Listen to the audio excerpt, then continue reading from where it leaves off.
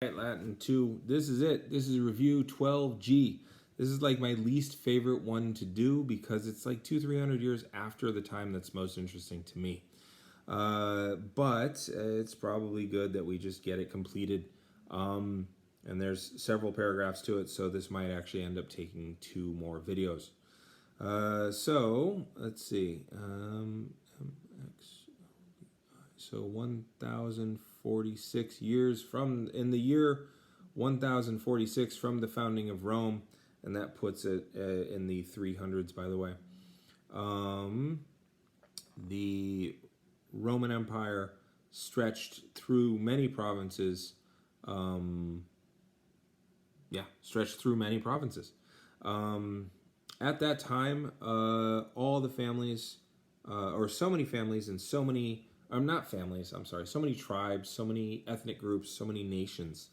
The Romans were ruling so many peoples and so many nations that they decided, or it was decided, that the greatest power should be divided amongst 4 emperors, 2 Augusti and 2 Caesars. From there, one Augustus ruled in Nicodemia, another in Mediolanus. For 12 years, after 12 years, duodecim post annis, yes, after 12 years, Galerius, as the Augustus,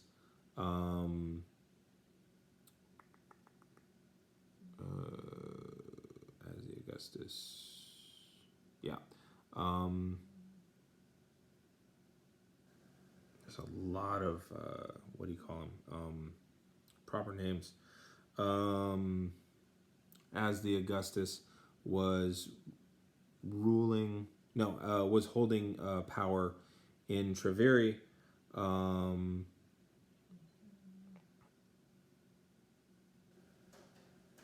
Galerius, as Augustus, was holding power in Nicodemia, and Constantius, another Augustus, was holding power in Treviri. Constantius was the son of Constantinus was the son of Constantius, a young man of the greatest cleverness and skill at military affairs. Moreover, however, Galerius, since he wanted to obtain or to possess all the power in Rome, or all the Roman power, or the whole Roman Empire, he held Constantinus with him in Nicodemia, so that that young man would become gratus patris militibus, would become loved by the so that young man would become loved by the soldiers of his father. Constantinus, however, when he learned that his father was already carrying war into Britain, or in Britain, already carrying forth war in Britain, was overcome with sickness. He fled from his guardians, and with the greatest speed, he hurried to Britain. He met his father in York. Eboraki is Eboracum, it's York. Hardly a little later, Constantius died. Then Constantine, or Constantinus, as Augustus, was greeted by his soldiers, or by the soldiers as Augustus. So he's there with his father, and his father dies, and then all of his father's soldiers say, "Hey, we love you after all." So even though the other guy's plan was to keep him in Nicodemia, and that was a normal thing, by the way. You gave somebody your son, and they gave you their son, and then you kept that alliance going, but also you could guarantee their good behavior. Moreover, when many envied him, or since many envied him, he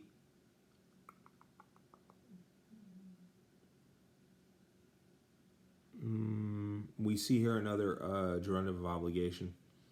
Since many here, I just lost my place. There's a lot of writing in mine.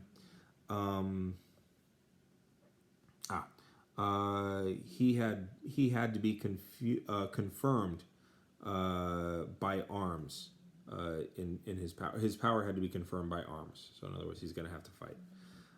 While he made a journey to Rome through Italy with with soldiers, Constantine saw a strange sign. In the sky appeared a flaming cross, and above the cross these words: "In this sign you will conquer." Once this had been seen, with this having been seen, Constantinus immediately ordered his soldiers to paint or to place the sign of the cross on their shields and their helmets. Then he conquered his enemies in a battle that had been made at Rome on the Mulvian Bridge. Because of this victory, he was so beloved that Constantine, he was so beloved that Constantine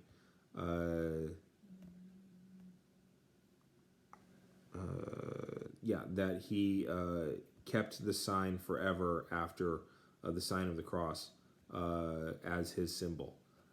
And for a few months after, in the year of, 1066 AUC, so still in the 300s, he announced an edict in Mediolanus that Christians were not to be bothered anymore. He himself no longer, however, was not yet a Christian, had not yet been made a Christian. So I'm going to talk to you a little bit about logistics there, and then we're going to do the second video in just a little bit. Even if he had seen the sign, and again, it's me, so I don't really think that supernatural explanations are needed. When you fight people on a bridge, it's easy to win. But he saw a sign, okay. Where did he get all of the equipment that he needed to even just get the word out to his army that they needed to put the cross on all their stuff? And then where did you get the materials to put the cross on all their stuff? It seems a little fantastical to me. It is a very Roman story in a lot of ways, though, because he didn't convert until his deathbed, because he said, "Oh, a deal's a deal. I will convert. I'm just not going to do it yet." That's basically the beginning of the Constantine story. So the next video will be the last translation video, actually, and we'll start on line 21. So I'm going to hit the button.